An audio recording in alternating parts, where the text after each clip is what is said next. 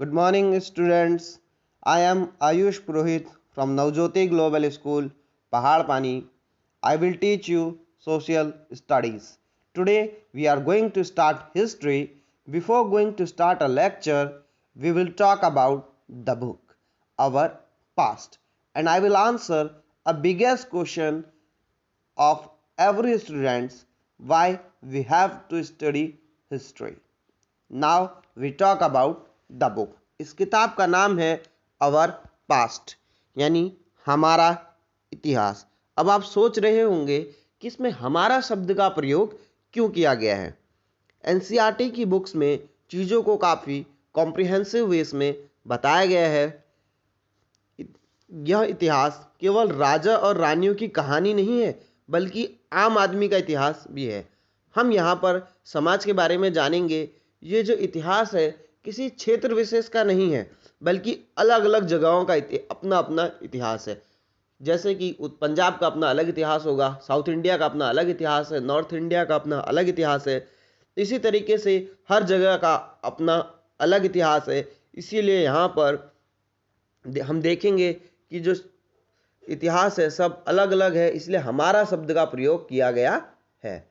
अब बुक का भी नाम अगर हम इंग्लिश में देखते हैं तो वो है आवर पास्ट, यानी प्लूरल का प्रयोग किया। पास्ट यानी पास्ट से यानी प्लूरल का प्रयोग किया गया है, यानी कि हमारा इतिहास। अब हम जानेंगे, अब जो सेकंड हमारी चीज़ थी कि हमें इतिहास क्यों पढ़ना चाहिए।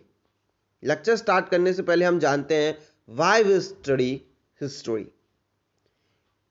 It's a bigger part of a subject social science. It is a bigger part of a group subjects known as social science. Social science help us to understand the working of social world. यानी कि ये हमें social world के बारे में बताने में सहायता करता है सोशल साइंस। अब हम इसकी एक परिभाषा और जानेंगे। The modern world has merge over the large century of development, यानी कि जो आज का जो समाज है वो काफ़ी सारे डेवलपमेंट्स के साथ इसमें मर्ज हुआ है।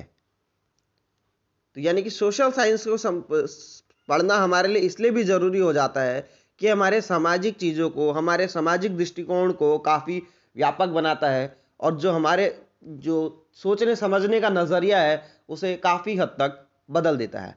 अब हम इस पहले चैप्टर पे आते हैं, what, where, how and when. कब, क्यों, कहाँ और कैसे। The chapter is starting from a small question of Rashida.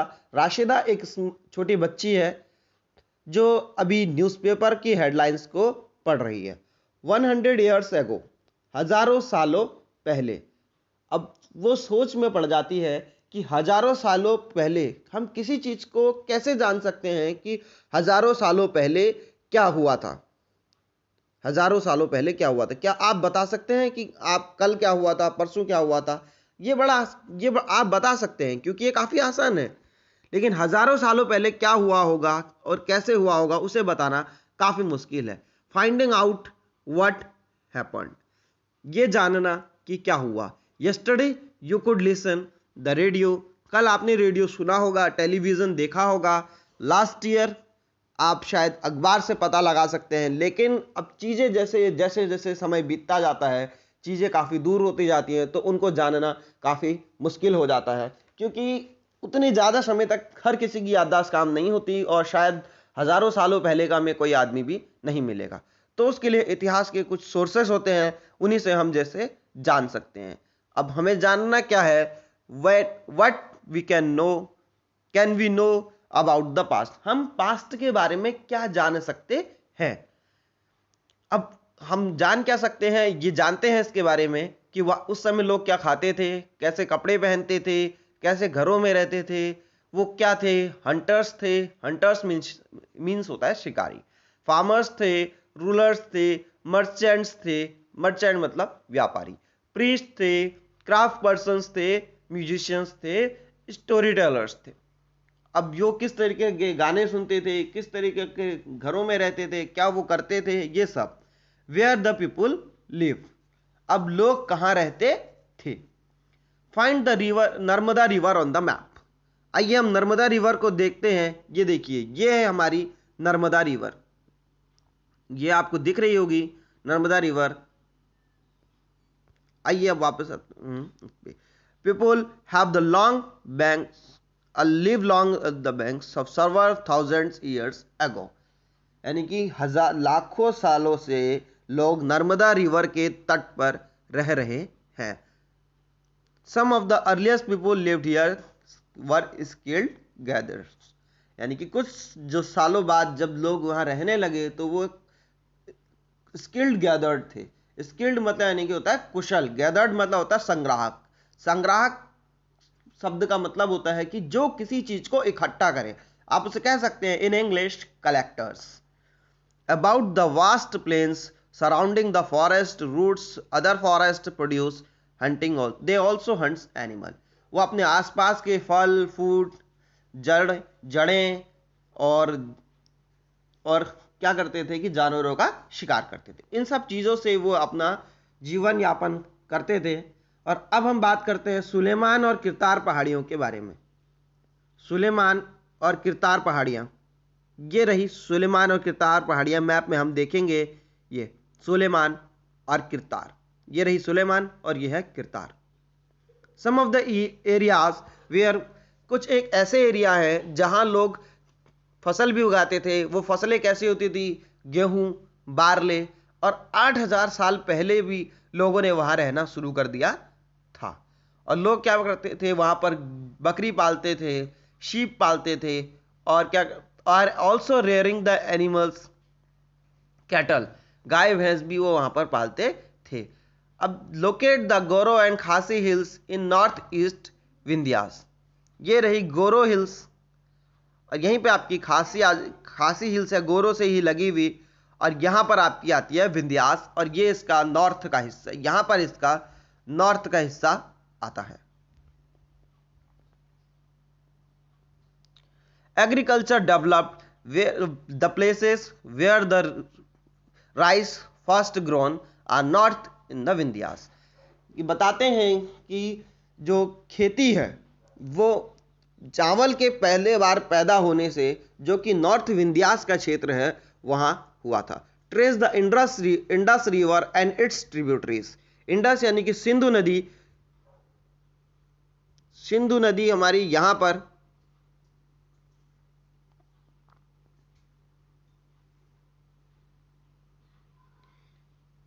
यहीं हिमालय के थोड़ा सा ऊपर से एक मानसरोवर झील है, यहां से हमारी सिंधु नदी निकलती है।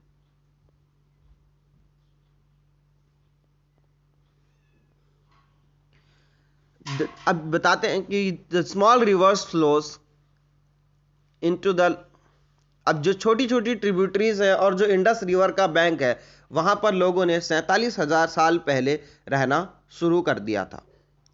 और जो गंगा रिवर के बैंक्स है वहां पर लोग 2500 सालों से रहते हैं। अब गंगा रिवर को लोकेट करें और उसकी ट्रिब्यूटरीज को बताएं। So here is a river Ganga. आप मैप में देख रहे होंगे गंगा रिवर को। Through the people travelled from one part two another, सब कॉन्टिनेंट टू अनदर। लोग एक जगह से दूसरी जगह जाते थे, पहाड़ियों से, रेगिस्तानों से, मैदान से, समुद्र से। ये जो यात्राएं होती थी काफ़ी समय में काफ़ी खतरनाक होती थी और कभी लोगों के लिए जानलेवा भी साबित हुई। लोग एक जगह से दूसरी जगह, सिर्फ लोग ही एक जगह से दूसरी जगह ट्रैवल नहीं करते थे। जब वो जाते थे तो अपनी सेनाएं ले जाते थे, अपने साथ व्यापारियों को ले जाते थे, अपनी संस्कृति को ले जाते थे। जब एक आदमी एक जगह से दूसरी जगह ट्रैवल करता है या एक जगह से दूसरी जगह जाता है तो सिर्फ आदमी ही नहीं जाता है, उसके साथ जाती है उसकी सभ्यता, उसका बोलचाल, उसका रहन सहन और उसकी जीवन यापन की क्रियाएं कि वो किस तरीके से अपना जीवन यापन को करता है। Name of the lands. अब two words often use our country India and Bharat. हमारे भारत देश के परिप्रेक्ष्य में दो शब्दों का काफ़ी ज़्यादा इस्तेमाल जो किया जाता है वो है एक इंडिया और दूसरा Bharat. The word India come from Indus. जो इंडिया जो शब्द है इंडस से लिया गया है, और इंडस को कहते थे सिंधु संस्कृत में। संस्कृत में इंडस को सिंधु कहते थे। जो ईरानी और ग्रीस लोग थे तो वो इंडस नहीं बोल पाते थे, सिंधु नहीं बोल पाते थे, तो उन्होंने सिंधु को बोला इंडू, और इंडस से बना इंडस, और फिर वहां पे हमारे देश का नाम आ गया, हो जाता है इंडिया। और जो ग्रीक लोग थे वो इंडस भी नहीं बोल पाते थे, सिंधु भी नहीं बोल पाते थे, तो उन्होंने उसको नाम दिया, वो सौ को हौ बोलते थे तो उन्होंने सिंधु को बोला हिंदू। तो इस वजह से हमारे देश का नाम पड़ता है Hindustan, India. Finding the word about the past. Past के बारे में जानने के लिए कुछ बहुत सारी चीज़ें होती हैं, लेकिन उनमें से जो कुछ लिटरेरी सोर्सेस हैं उनके बारे में हम बात करते हैं। इंस्क्रिप्शंस, मनुस्क्रिप्ट्स। अब नीचे आप एक मनुस्क्रिप्ट्स देख रहे होंगे जो कि एक पेड़ की छाल पे लिखा गया है। हालांकि इसे समझना काफ़ी आप लोगों के लिए मुश्किल होगा क्योंकि एक दूसरी भाषा में लिखा गया है जो कि देवनागरी लिपि है। अब हम बात करते हैं कि ये जो मनुस्क्रिप्ट्स होती हैं ये क्या होती हैं। मनुस्क्रिप्ट्स पहले में बर्च के पेड़ पे लिखी जाती थी। बर्च के पेड़ पे लिखते थे, जो लोग थे पुराने समय के लोग थे उसे मनुस्क्रिप्ट्स पे लिख देते थे। बर्च ट्री की पेड़ के पत्ते पे उसे लिखते थे और वही चीज़ बाद में मनुस्क्रिप्ट कहलाती थी। ये हाथों के द्वारा लिखी जाती थी और ये हिमालयन क्षेत्र के, हिमालयन एरियाज़ के आसपास के जो एरियाज़ हैं, जो हिमालयन रेंज है उसके आसपास में बर्च ट्री पाया जाता है और वहीं उसी पत्ते की पेड़ के छाल में मनुस्क्रिप्ट बनाई जाती हैं। अब दूसरा जो हमारा लिटरेरी सोर्सेस है वो होता है इंस्क्रिप्शंस। इंस्क्रिप्शंस क्या होते हैं? इंस्क्रिप्शंस एक अभिलेख टाइप होते हैं, उनके ऊपर वो पत्थर, इंस्क्रिप्शन दो टाइप के होते हैं, एक पत्थर वाले इंस्क्रिप्शंस, दूसरे मिट्टी वाले इंस्क्रिप्शंस। पहले बात करते हैं जो इंस्क्रिप्शंस जो पत्थर वाले होते हैं। इनके कुछ पत्थरों के ऊपर, ठोस पत्थरों के ऊपर दूसरे पत्थर से लिख दिया जाता था। वो ऐसी बातें होती थी, राजाओं की विजय, राजाओं के बड़े बड़े कारनामे, राजाओं के बड़े बड़े नियम, और जो राजा अपनी तरफ से जनता के लिए कार्य करवाते थे उसका उल्लेख। अब मिट्टी वाले जो इंस्क्रिप्शंस होते थे वो इंस्क्रिप्शन इस तरीके से तैयार किए जाते थे कि मिट्टी को एक शिलालेख का रूप दिया जाता था और उस पर गीली मिट्टी का लेप लगाया जाता था। जब वो गीला रहता था उसमें लिख दिया जाता था और जब वो सूखता था तो वो इंस्क्रिप्शन टाइट हो जाता था। इस तरीके से के अभिलेख मिले हैं। और बात करते हैं टेम्पल्स एंड मोनार्चीज की। मोनार्चीज मतलब होता है राजा। The book dealt with all kind of subject, religious beliefs, practice, kings, medicine. Book हमें सब चीज़ों के बारे में बताती है, मेडिसन्स के बारे में, बिलीफ यानी कि हमारी भावना, आस्था, epics, poem, place, many of written in Sanskrit. बहुत सारी जो चीज़ें हैं उस समय की सब संस्कृत में लिखी जाती थी और जो दूसरी जो लैंग्वेज का यूज होता था वो था प्राकृत। और तमिल भी उस समय से काफ़ी यूज में रही है। अब ये जो इंस्क्रिप्शंस हैं ये दो टाइप के हैं, ये मैं आपको बता चुका हूँ। There were the many other things that were made use in the past. और भी बहुत सारी चीज़ें थी जो हमें उस समय के हैं, जो हमें पास्ट को जानने में मदद करती हैं। और जो आर्कोलॉजिस्ट होते हैं वो हमें हमारे पास्ट के बारे में बताते हैं कि हमारा समय कैसा रहा होगा, क्या हम उस समय चीज़ें रही होंगी, कैसे कैसे वो रहे होंगे। तो आर्कोलॉजिस्ट जो है खोज करते हैं और हमें पास्ट के बारे में हमारे कुछ जानकारियाँ देते हैं। अब ये आप एक देख रहे होंगे, ये पास्ट के कुछ अभिलेख हैं जो आर्कोलॉजिस्ट ने खोजे हैं। ये अभिलेख होते हैं, एनिमल भी हो सकते हैं। ये एनिमल के फ्लैश के आपको दिख रहे होंगे राइट साइड वाली इमेज में, और लेफ्ट साइड वाली इमेज में आपको, अगर आपने देखी हो तो एक मटका जिसे कहते हैं वो यहाँ पर है और उसके ऊपर कुछ पेंटिंग्स बनाए गए हैं। हिस्टोरियंस बताते हैं कि जो स्कॉलर्स थे पिछले समय में, जो स्कॉलर्स थे यानी कि जो अच्छे विद्यार्थी थे, होनहार विद्यार्थी थे, वो मनुस्क्रिप्ट को और इंस्क्रिप्शंस को, आर्कियोलॉजिस्ट को, इन सभी चीज़ों का यूज़ किया करते थे इतिहास के बारे में जानने के लिए। वन पास्ट और मैनी। अब बुक बताती है कि हमारा एक इतिहास है या बहुत सारे। अवर पास्ट, जैसा कि बुक में पहले ही बताया गया है, प्लूरल शब्द का इतिहास का प्रयोग किया गया है, तो हमारा इतिहास एक नहीं हो सकता। हमारा इतिहास कैसा है? हमारा इतिहास डिफरेंट है। जो मर्च राजा रानी है उनका अपना अलग इतिहास है, जो शिल्पकार होते हैं उनका अपना अलग इतिहास है, व्यापारियों का अपना अलग इतिहास है, और हर एक आदमी का अपना अलग इतिहास है। तो हमारा जो इतिहास है एक ना होके क्या है, अनेक है, यानी कि our past is not one past. For example, today is the most living in the Andaman island, they are grown on food. Andaman के क्षेत्र में रहने वाले जो लोग हैं अपना अपना खाना खुद उगाते हैं, मछली पकड़ते हैं, हंटिंग करते हैं, जंगलों से कलेक्ट करते हैं। वो आज भी कैसी जिंदगी जी रहे हैं, यानी कि वो आज भी आदिवासियों वाली जिंदगी जी रहे हैं। तो इस आधुनिक समय में भी उनका जो इतिहास है वो आदिवासियों वाला ही है। What do that means? अब जो तारीखों का क्या यूज होता है। कोई आपसे पूछेगा कि आपने आप डेट कैसे मेंशन करते हैं, तो डेट मेंशन करने के कुछ पॉपुलर वेज हैं। उनमें से सबसे ज्यादा जो पॉपुलर है, जो क्रम है, day, month and then year. 2000 and something, these are the counted from the date actually assistant. अब ये जो डेट है, एक डेट को हम बेस मानते हैं, यानी कि जो आधार मानते हैं, जब से जीसस की हत्या हुई थी उसको साल को हम आधार मानते हैं। सन 2000 को हमने बेस बनाया है और उसके आधार पर हम चीज़ों को लेते हैं। अब जीसस की बात की चीज़ों को हम बोलते हैं एडी, और जीसस से पहले की चीज़ों को हम बोलते हैं बीसी, यानी कि बिफोर क्राइस्ट, और एडी मतलब होता है एनो डोमी। बीसी यानी बिफोर क्राइस्ट, एडी यानी कि एनो डोमिनी। अब आजकल जो बीसी है उसको बीसीई भी बोलते हैं, बिफोर कॉमन एरा, और आजकल का जो मॉडर्न युग है, मॉडर्न समय है, उसको बोलते हैं कॉमन एरा यानी सीई। अब हम इंस्क्रिप्शंस के बारे में देखेंगे। कुछ इंस्क्रिप्शंस जो हार्ड सरफेसेस पे लिखे हुए होते थे उन पे काफ़ी सारी डिज़ाइंस बनाई गई होती थी। अब आप देख रहे होंगे नीचे उस समय कैसे डिज़ाइनिंग्स वगैरह बनाई गई है इंस्क्रिप्शंस पे, वो आप देखिए। इसे समझने का हम प्रयास करते हैं।